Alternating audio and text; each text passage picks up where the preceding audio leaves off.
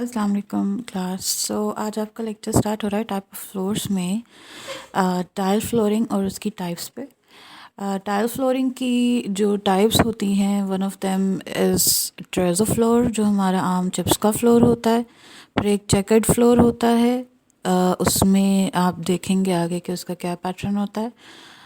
Then glaze tile flooring होती है, वो शाइनी सी होती है, पीवीसी टाइल फ्लोरिंग है।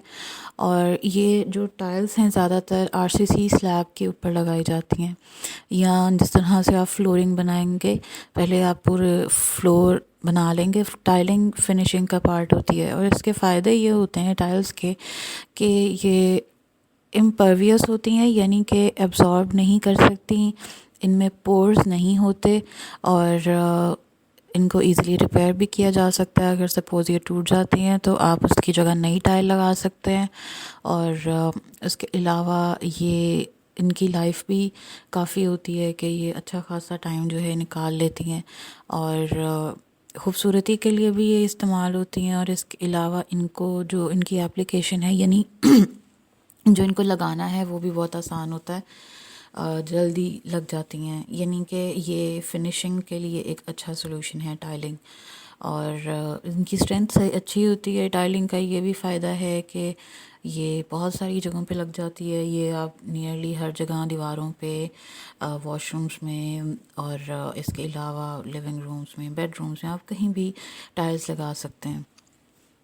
और अक्सर टाइल्स का फ़ायदा ये भी होता है कि ये सीम को प्रिवेंट करती हैं, जो दीवारों पे सीलन आ जाती है, सैलाब की वो जो सूरत हाल हो जाती है उसको भी ये कंट्रोल करती हैं। इसके अलावा इसका नुकसान एक ये हो सकता है कि इनकी कंस्ट्रक्शन जो है वो कॉस्टली हो सकती है, यानी कि ये थोड़ी महंगी हो सकती हैं। और अक्सर टाइल्स जब मतलब गीली होती हैं, पानी उनके ऊपर होता है, तो वो स्लिपरी हो जाती हैं। ये आप देख रहे हैं इनकी कुछ टाइप्स हैं। इनमें जो पहली है बिल्कुल वो ट्रेजो की है। उसके बाद आपके पास डिफरेंट पैटर्न्स के साथ आ जाती हैं। डिफरेंट समटाइम्स हम टाइल्स लगाते हैं ताकि जो हम इस तरह से रबर वगैरह भी यूज़ करते हैं, जहाँ पे आपकी अगर वो कुछ भी गिरे औज़ार वगैरह किसी फैक्ट्री में, किसी वर्कशॉप में, तो उनकी ज़्यादा आवाज़ ना आए और ना ही वो टूटे, ना फर्श टूटे। अब ट्रेजो टाइल फ्लोरिंग जो है, उनके बारे में हम डिटेल से पढ़ेंगे। जो ट्रेजो टाइल्स होती हैं वो हाइड्रोलिक प्रेशर और के अंडर बनाई जाती हैं, और इसकी 2 लेयर्स होती हैं। पहली जो लेयर होती है वो 5.65 से लेकर 6 थिक होती है, और स्टील, मार्बल चिप्स और पिगमेंट कलरिंग के लिए पिगमेंट यूज़ होता है। आपका जो सिंपल जो सीमेंट होता है, मार्बल चिप्स, यही जो चिप्स होता है बेसिकली वो मार्बल के ही छोटे छोटे टुकड़े होते हैं, पत्थर के छोटे छोटे टुकड़े होते हैं जो कि सीमेंट में लगे होते हैं, और आप उसकी कलरिंग कर देते हैं। वो डिफरेंट कलर्स में आप कर लेते हैं। ये बिल्कुल वही तरीका है जैसे घरों में चिप्स के फर्श बनते हैं। अब नीचे जब क्योंकि टाइल्स की बात होती है तो थोड़ा सा ये डिफरेंस आ जाता है कि जो उसकी नीचे की लेयर होती है, जो ऊपर तो आपको टाइल वैसे ही दिख रही है जैसे आपको आम चिप्स का फर्श दिखता है, लेकिन क्योंकि ये टाइल है इसीलिए जो इसकी नीचे की लेयर है वो सीमेंट सैंड का एक मिक्सचर होता है, 1:3, यानी 1 part cement and 3 part sand. ये आपको अवेलेबल होता है, उसमें ये नीचे लगा होता है, जिसका ये होता है कि आप इसको लगा सकते हैं किसी भी अपने कंक्रीट फ्लोर के ऊपर, आरसीसी स्लैब के ऊपर, और ये फिनिशिंग का काम देंगी। इनके जो मार्केट में ज़्यादातर साइजेस अवेलेबल हैं वो आपके सामने लिखे हुए हैं। अगर आपने गौर किया हो तो कॉलेज में भी यही ट्रेजो टाइल्स लगी हुई हैं। ये सिंपल भी हैं, प्रोफेशनल भी लगती हैं, और कैजुअल भी लगती हैं। ये नीट भी अपीयरेंस देती हैं, और ये बहुत ज़्यादा एक्सपेंसिव भी नहीं होती। नेक्स्ट आपके पास आ जाती हैं ये आपको कुछ एग्जांपल्स इधर दिखाई हैं मैंने, ट्रेजो की हैं। ये ग्लेज टाइल्स हैं, चेकर्ड हैं। अब इनका कंस्ट्रक्शन मेथड क्या होता है कि सबसे पहले आप रैमिंग करते हैं, यानी जो आपने अर्थ को, ज़मीन जो है उसको आपने बराबर कर लिया। उसके बाद आपने ये किया कि आप लाइम कंक्रीट, चूने 148 का मिक्सचर या लीन सीमेंट कंक्रीट, मतलब आप चूना डाल रहे हैं या लीन सीमेंट कंक्रीट डाल रहे हैं, चूने और सीमेंट कंक्रीट, लाइम कंक्रीट डाल रहे हैं, compacted and cured to form a base concrete. आपने जब वो 10 सेंटीमीटर थिक लेयर आपने कंक्रीट की डाल दी, उसके बाद आपने उसको बैलेंस किया। वो मशीन के थ्रू भी होता है और मैनुअल भी होता है। 10 सेंटीमीटर इज़ अबाउट 4 इंचेस।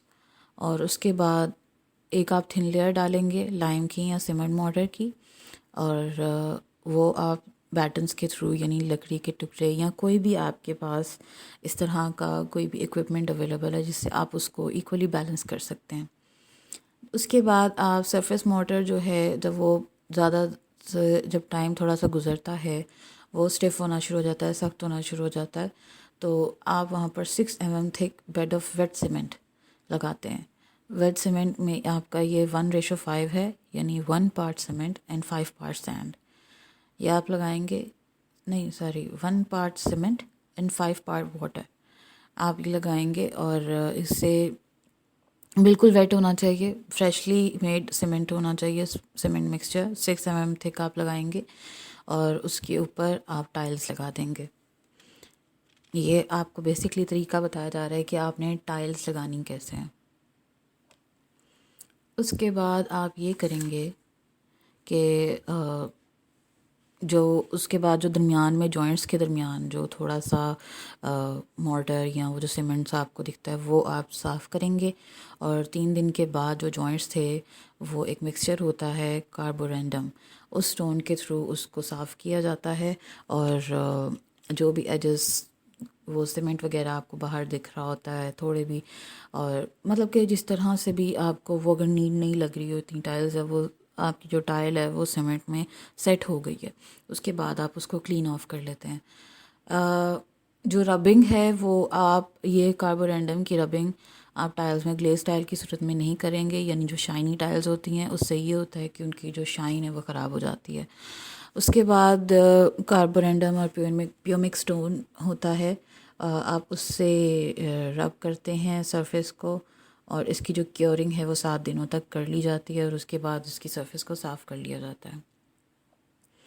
कौन कौन सी टाइल इस्तेमाल की जाती हैं? चेकर्ड टाइल्स जो हैं वो भी ट्रेजो टाइल्स की तरह से अवेलेबल होती हैं। ग्लेस टाइल्स का साइज़ जो है वो इतना ही है, आप देख रहे हैं, और 6 mm 5 to 6 mm थिक होती हैं glaze tiles, and 5 to 6 mm thick is equal to, अंदाज़ा लगा लें कि जो 1 इंच होता है उसमें 25.4 मिलीमीटर्स होते हैं, तो आप उस हिसाब से देख लें। उसके बाद आपके पास ये होता है कि जो जॉइंट्स हैं आप क्लियर करते हैं, वायर ब्रश भी आप यूज़ कर सकते हैं, और इसके अलावा वाइट या कलर्ड सीमेंट जिस तरह से भी आपने अपने फ्लोर की थीम देनी है आप उस हिसाब से उसको साफ़ कर सकते हैं और उसकी फिलिंग कर सकते हैं। अब पीवीसी टाइल फ्लोरिंग आ जाती है। पीवीसी टाइल फ्लोरिंग में ये होता है कि ये एक डेकोरेटिव फ्लोर है, ये स्मूथ भी होता है, इजीली साफ़ भी हो जाता है और इसकी लाइफ लॉन्ग आपका चलता है। और ये ड्राई सरफेस पे लगाई जाती हैं रादर देन जो आपने टाइल्स, जो terrazzo tiles, glaze tiles, checker tiles जो आपने पढ़ी वो आपकी वेट सरफेस पे लगाई जाती है, यानी कि वेट सीमेंट पे। जो पीवीसी टाइल्स हैं वो आपकी ड्राई सरफेस पे लगाई जाती हैं। अब इसका ये है कि ये सीलिंग पे भी आप लगा देते हैं। पीवीसी क्योंकि काफ़ी ज़्यादा कॉमन है, सस्ता भी है ओवरऑल, तो पीवीसी आपका वॉशरूम्स में हर जगह ही यूज़ हो जाती है। उसमें आपको इवन इस तरह की भी टाइल्स मिलेंगी कि वो आपको वुड का टेक्सचर लगेंगी, ठीक है, जैसे वेनियर्स होते हैं, वुड वेनियर्स होते हैं, उस तरह से। इनके डिफरेंट पर्पसेस हैं। पीवीसी वॉशरूम में इसलिए बेहतर रहती हैं क्योंकि फिर ये पानी एब्जॉर्ब नहीं करेंगी और आपका ये इसमें क्लीनिंग भी आसान होगी। अब एडहेसिव आप लगाएंगे टाइल्स की बैक साइड पे, और आप ड्राई सरफेस पे ही इसको लगाएंगे एडहेसिव, यानी कि कोई भी ग्लू। अब आप जैसे आपकी UHU होती है, स्मथ बॉन्ड होती है, एल्फी होती है, ये सारी एडहेसिव्स होते हैं। इपॉक्सी होती है, ये एडहेसिव्स हैं सारे।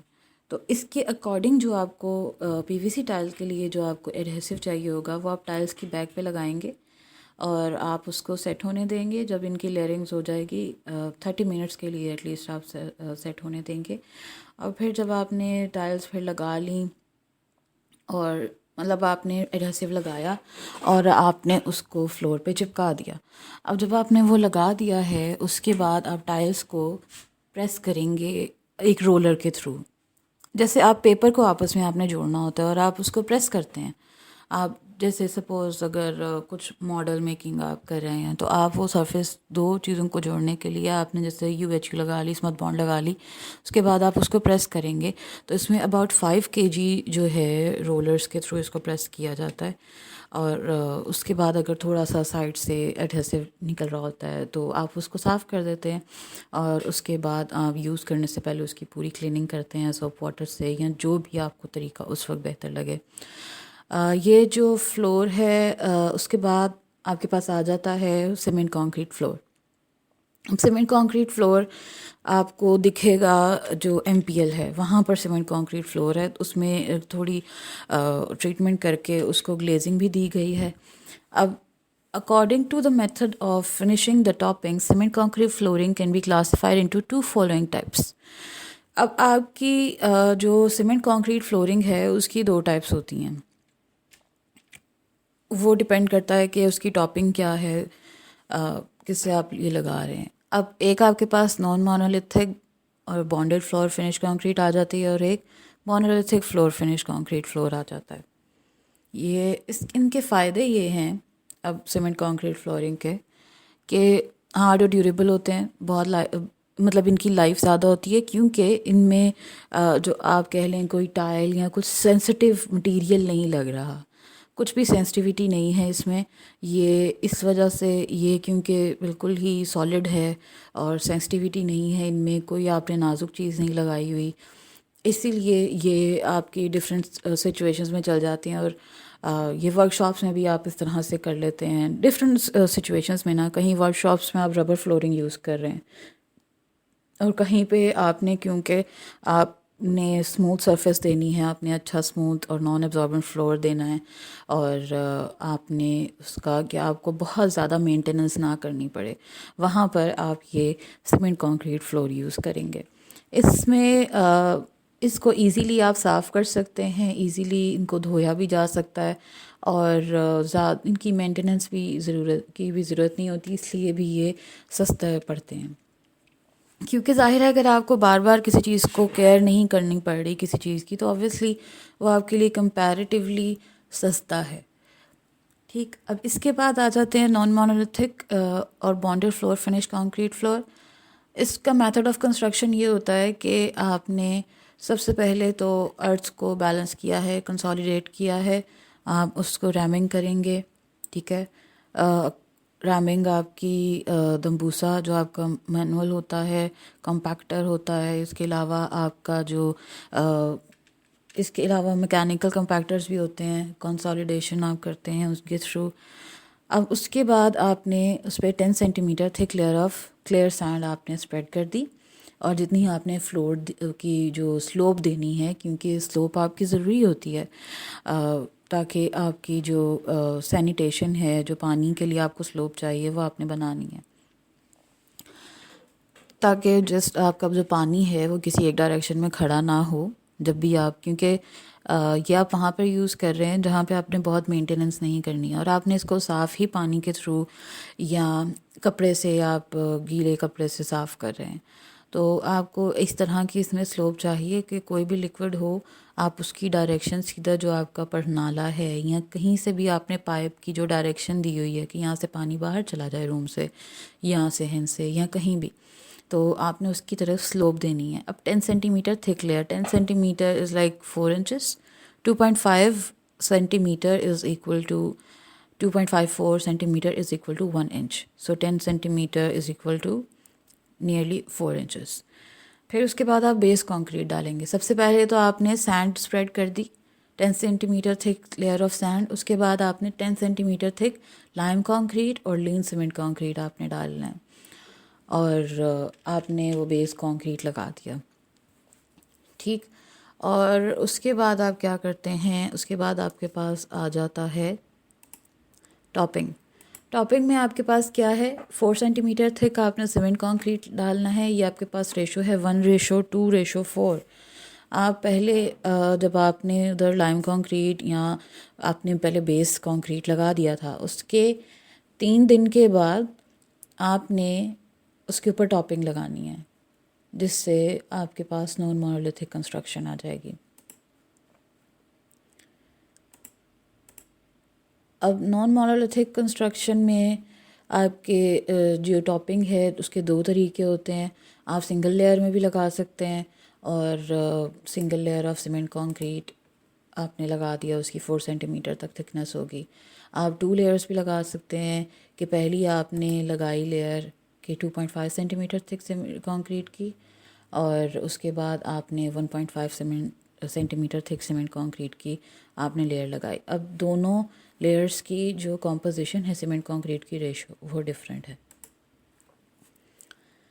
अब इसके बाद आपने इसका ये भी एक आ जाता है कि जो फ्लोर है वो आप पैनल्स की सूरत में डिवाइड कर लेते हैं 2 पार्ट्स में। जैसे डिफरेंट पार्ट्स में आपने डिवाइड कर लिए, जैसे 2 मीटर बाय 2 मीटर थिक है, आपने वो ग्लास स्ट्रिप्स के थ्रू, यानी कि ऐसा होता है ना कि आपने एक स्क्वायर सा बना लिए और ग्लास स्ट्रिप्स होती हैं, या आपने चिप्स के फ्लोर्स में भी ग्लास स्ट्रिप्स देखी होंगी, जिससे वो ब्लैक सी लाइंस होती हैं और वो डिवाइड हुई होती हैं। वो ब्लैक सी इसलिए हो जाती हैं, समटाइम्स वो ग्लास ही डार्क होता है और समटाइम्स क्लीनिंग की कमी की वजह से भी वो डार्क हो जाती हैं, डस्ट जो है उसका हिस्सा बन जाती है।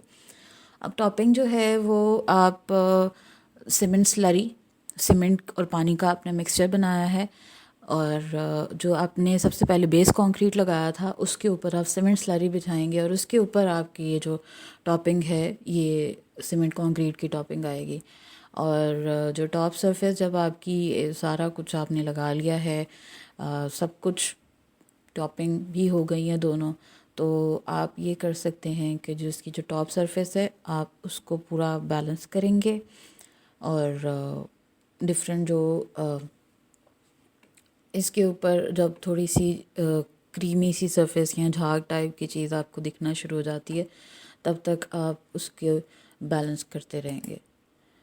उसके बाद मोनोलिथिक फ्लोर फिनिश आ जाती है। इसमें ये है कि इस फ्लोरिंग में आपकी जो टॉपिंग है वो कंसिस्ट करती है 2 सेंटीमीटर थिक सीमेंट कंक्रीट पे, जिसकी रेशो है 1:2:4, जिसमें आपके पास है cement sand aggregate. Cement 1 part, 2 part sand and 4 part aggregate. ये आप मोनोलिथिकली लगाते हैं बेस कंक्रीट के साथ, यानी कि जो आपने पहले सैंड लगा दी थी दैट वाज सब ग्रेड, पहली वो आपकी बेस थी। देन आपने बेस कंक्रीट लगाया था, ये सेम है, यहाँ तक आपका सेम पार्ट है नॉन मोनोलिथिक में और मोनोलिथिक में। अब जब आपका मोनोलिथिक पार्ट जब मोनोलिथिक में है, जब आपने बेस कंक्रीट लगाई, आपने उसके ऊपर ही थिक सीमेंट कंक्रीट 2 सेंटीमीटर आपने लगा दिया। अब इसका मेथड ऑफ कंस्ट्रक्शन मैं आपको फिर से बता देती हूँ कि इसमें यह है कि जो ये सरफेस है, जो अर्थ आपकी ज़मीन है, जो मिट्टी है, आपने उसको लेवल कर लिया है, उसको अच्छे से पानी दे दिया है और उसकी रैमिंग कर ली है, जिससे उसके जो मॉलिक्यूल्स हैं, एयर बबल्स हैं, वो भी ख़त्म हो गए हैं। उसके बाद आपने क्या किया है, आपने 10 centimetre thick layer of clean and dry sand ऊपर लगा दी है। ये हम बिल्कुल स्टार्ट से कर रहे हैं, जो मैंने आपको भी बताया कि सब ग्रेडिंग और बेस कंक्रीट वाली चीज़। अब ये आपको मैं एक ओवरव्यू फिर से दे रही हूँ कि आपने पूरा ओवरऑल स्टार्ट से मोनोलिथिक फिनिश फ्लोर कैसे लगाना है। आपने अर्थ को बैलेंस कर लिया, उसको पानी अच्छे से दे दिया, उसकी रैमिंग कर ली। उसके बाद आपने 10 सेंटीमीटर थिक लेयर लगानी है सैंड की। अब ये जहाँ जब आपको चाहिए कि आपने ये करनी है, कंस्ट्रक्शन करनी है, तो आप 5 सेंटीमीटर से लेकर 10 सेंटीमीटर थिक ड्राई ब्रिक और रबर फिलिंग आप लगा देते हैं। ब्रिक और रबर फिलिंग यानी कि रोड़ी, आपने रोड़ी डाल दी। अब 10 centimetre thick layer of base concrete आपने ऊपर ये लगा दिया है, और 10 सेंटीमीटर थिक ये रोड़ी के ऊपर है। टॉपिंग जो है आपने 2 centimetre thick layer of cement concrete की है, और उसके बाद 45 मिनट से 4 घंटों के बाद ये आपने की है बेस कंक्रीट, जब आपने लगाया है 10 सेंटीमीटर थिक। उसके बाद आपने ये सीमेंट कंक्रीट की 2 सेंटीमीटर थिक लेयर की टॉपिंग की है। अब नेक्स्ट क्या है, नेक्स्ट ये है आपने आपका ये बन जाएगा। अब ये जो फ्लोट, ये जो उसमें आप कुछ मेंशन किए हुए हैं कि टूल्स वगैरह, ये उनकी आपको पिक्चर्स दिख रही हैं कि फ्लोट क्या है, इससे आप पूरा क्लीन कर रहे हैं। और इसके बाद ये आपका है टैम्पिंग के लिए ये टूल है, ठीक। ये रोलर है जिससे आप वो क्लीन कर रहे हैं सरफेस, ठीक। अब आपकी आ गई है सिंपल जो आपकी ट्रेजो फ्लोरिंग है। ट्रेजो फ्लोरिंग टिप्स है, मार्बल चिप्स होती हैं। आप इसमें वाइट और कलर्ड सीमेंट भी इस्तेमाल कर सकते हैं। सब ग्रेड और बेस कंक्रीट आप पहले लगाएंगे, यानी आपने पहले रेत डाल दी है, फिर बेस कंक्रीट आपने लगाया है। जैसे आप सीमेंट कंक्रीट फ्लोर में जैसे हमने बात की थी, आप पैनल्स में डिवाइड कर लेते हैं। साइज़ उन पैनल्स का जो साइज़ है वो 2 बाई 2 मीटर, यानी कि 6 फीट बाय 6 फीट नियरली, उससे ज़्यादा नहीं होना चाहिए। आप इससे कम लगा सकते हैं, लेकिन ज़्यादा नहीं। आप ग्लास या आप ग्लास स्ट्रिप्स हो गई या कॉपर एलुमिनियम या ब्रास स्ट्रिप्स हो गई, आप उनके थ्रू आपने वो पार्ट्स डिवाइड कर लिया। ये बिल्कुल इसी तरह से बेसिकली ये बताया जा रहा है कि घरों में किस तरह से चिप्स के फर्श डलते हैं, घरों में या डिफरेंट बिल्डिंग्स में, ज़्यादातर घरों में ही होते हैं। 40 मिलीमीटर थिक ट्रेजो फ्लोरिंग, यानी कि इट इज़ अराउंड 2 इंचेस, ये आप लगा देते हैं। और ये थिक फ्लोरिंग, ये 40 मिलीमीटर थिक ट्रेजो फ्लोरिंग आएगी। और उसमें क्या शामिल है कि आपने ऊपर चिप्स डालना है 6 मिलीमीटर थिक, और नीचे आपकी अंडर लेयर जो है वो कंक्रीट की है 34 मिलीमीटर, यानी ये एक सवा कह लें नियरली ये 1.5 इंच थिक है। ये आपने इतना कंक्रीट आपने डाल देना है और उसके ऊपर आप चिप्स डाल रहे हैं। अब कंक्रीट में आप कलर भी डाल सकते हैं, ठीक है, जिससे आपका जो बेस है, जिस तरह का भी आप कलर डालेंगे वो आपके चिप्स की बेस बन जाएगी। अब अगर आपने वो कंक्रीट डालना है जो ये आपको इधर बताए, ये 4th पॉइंट में 40 मिलीमीटर थिक ट्रेजो फ्लोरिंग वाली बात, वो आप करने से पहले नीचे आप उसको पानी से गीला करेंगे। आपने पूरा जब पैनल्स में डिवाइड करना है ग्लास स्ट्रिप्स के साथ, तो आपने वो पूरा एरिया वेट भी करना है। आपने फिर वो जो है वो अंडर लेयर लगाएंगे और फिर आप उसकी लेवलिंग करके उसको पूरा बैलेंस करके लेवल अप करके आप ट्रेजो डाल देंगे। और जब वो सारा सख्त हो जाएगा तो उसके बाद आप ये ट्रेजो लगा के उसकी जब वो हार्ड हो जाए आप उसकी टैम्पिंग कर दें। और जो फ्लोट मैंने आपको दिखाया, वो फ्लोटिंग जो टूल है वो आपने यूज़ करने के बाद आपने 12 से 18 घंटों तक आपने ये सरफेस को ड्राई होने देना है। और उसके बाद आप पानी उस पर डालते रहेंगे। क्योरिंग 2 दिनों तक चलती रहेगी कि स्टैंडिंग वाटर, यानी कि पानी वहाँ पे खड़ा रहे। उसके बाद जब ये आपको पूरा फील्ड आपको दिखना शुरू हो जाएगा, आपको थोड़ी थोड़ी पथरीली सरफेस दिखना शुरू हो जाएगी। उसके बाद आप ग्राइंडिंग करेंगे। ग्राइंडिंग करने के बाद आपकी वो सरफेस जब वॉश होगी, जो अगर कोई सुराख वहाँ पे बने हुए हैं तो आप सीमेंट पेस्ट से उनको फिल कर देंगे। फिर आपकी 5 से 7 दिनों तक फिर वो पानी की आपकी क्योरिंग होगी। जब ग्राइंडिंग हो जाएगी फिर आप उसको साफ़ करेंगे। कोई भी अगर कोई पार्ट थोड़ी सी भी कोई सरफेस जो है उसको क्लीन करना है, वो करने के बाद आप ये डाइल्यूटेड ऑक्सैलिक एसिड, ये सॉल्यूशन आप यूज़ करेंगे, जिससे उसकी सारी क्लीनिंग हो जाएगी। उसके बाद आप इसकी पॉलिशिंग वगैरह होगी एंड देन आपकी ट्रेजो फ्लोरिंग, यानी कि जो चिप्स का फर्श है वो कंप्लीट हो जाएगा। ठीक, ये आपका इधर तक ही है लेक्चर। आगे हम हमारा जो रिमेनिंग है वो हम कंप्लीट करेंगे and we will start from mosaic flooring. Thank you.